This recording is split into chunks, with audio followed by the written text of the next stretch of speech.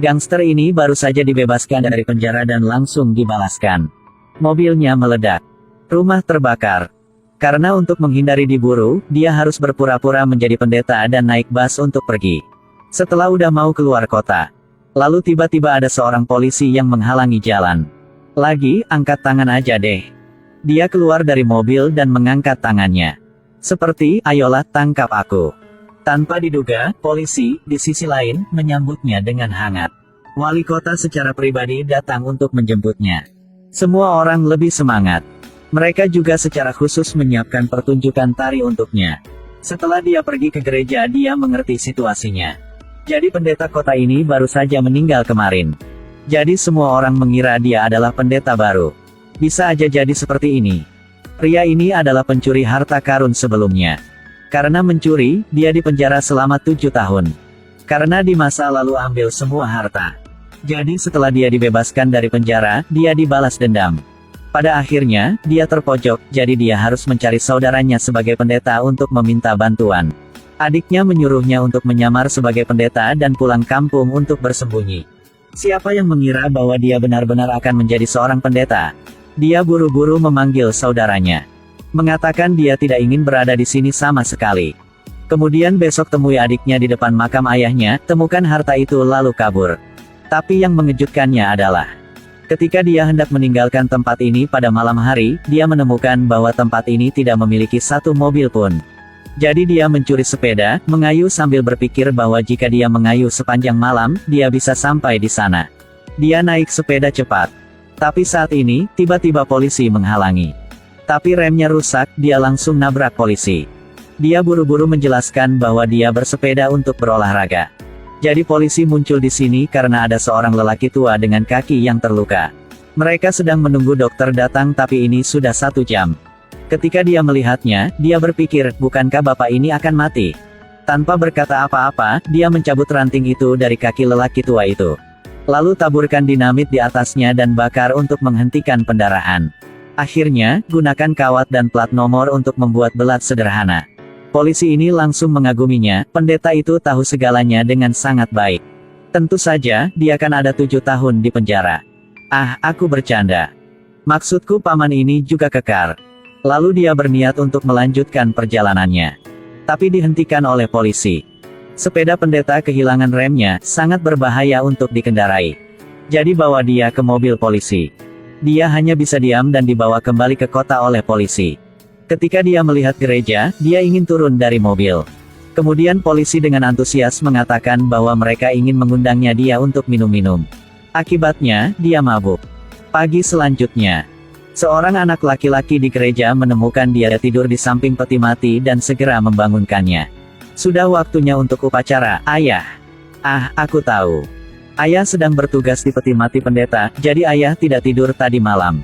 Bocah itu memberitahu semua orang tentang penjaga peti mati.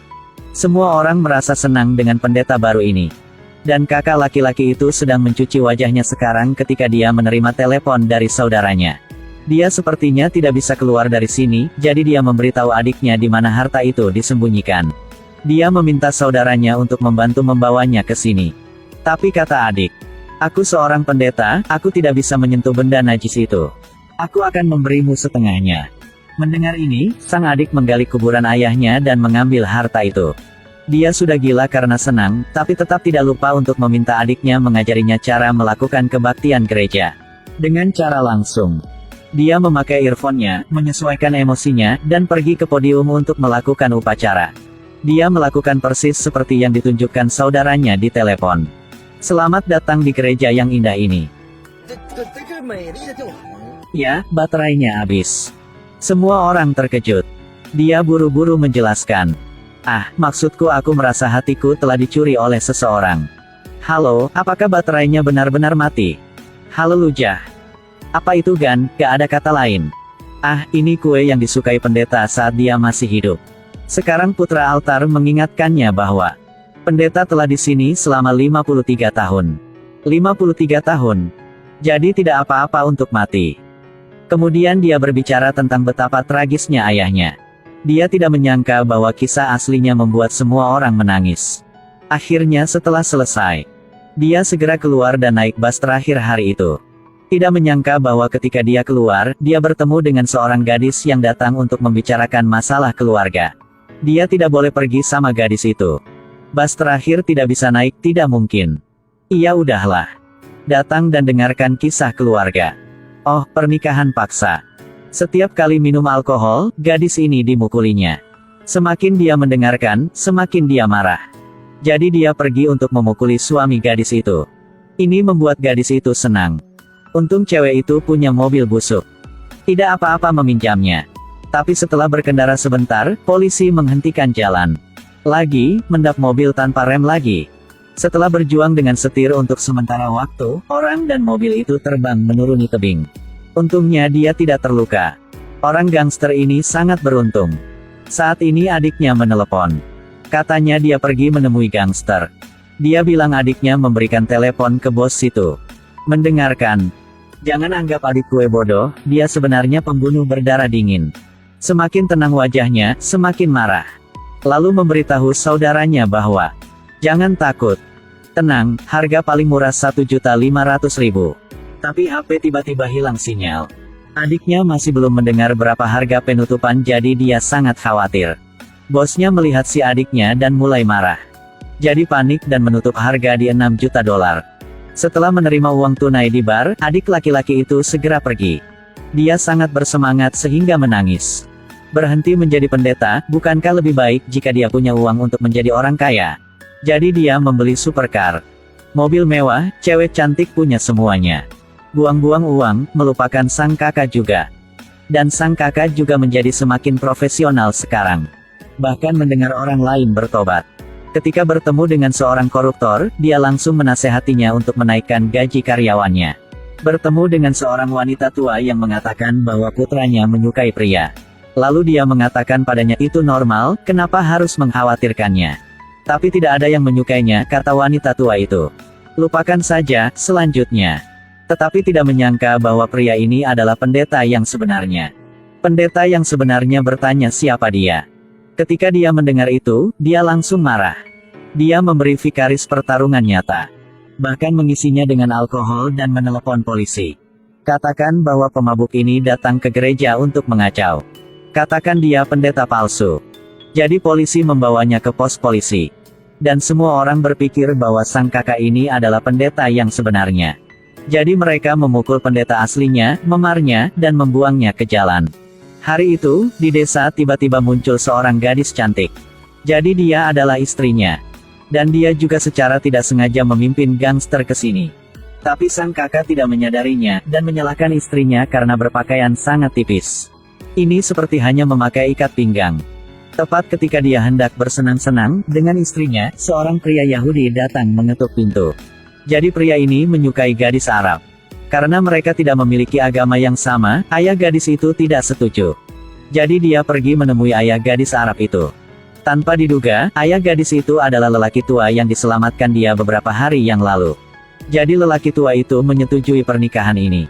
Tapi di tempat pernikahan, kedua keluarga bertengkar. Dia tidak berdaya, mengatakan, datang ke gereja saya dan menikah. Dalam sekejap mata, dia dan wali kota merencanakan pernikahan. Sudah bertahun-tahun sejak kota ini mengadakan upacara pernikahan. Jadi wali kota dengan senang hati membantu. Pernikahan diadakan tepat waktu. Gereja sangat ramai saat ini, sangat ramai. Ada gangster datang untuk meminta uang.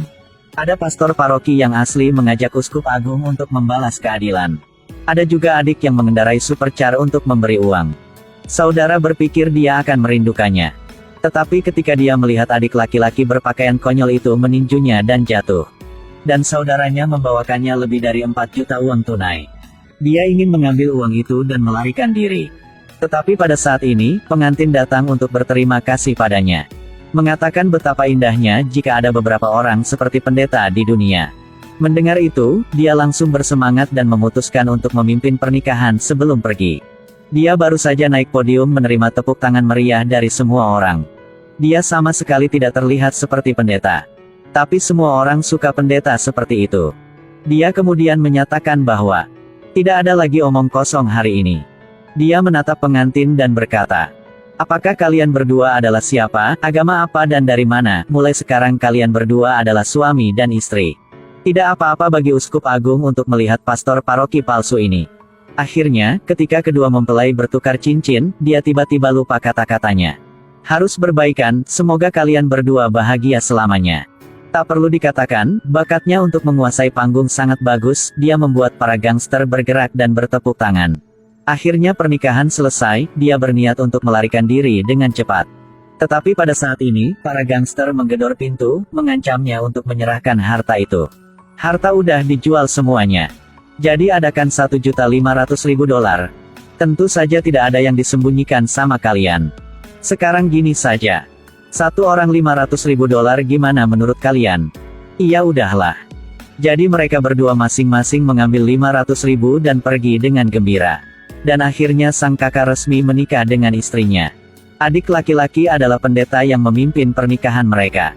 Atas permintaan penduduk kota, Bos Gypsy selalu memilih untuk membantu orang.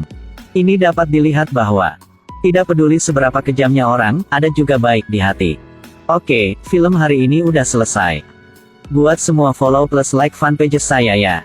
Sampai jumpa di video selanjutnya.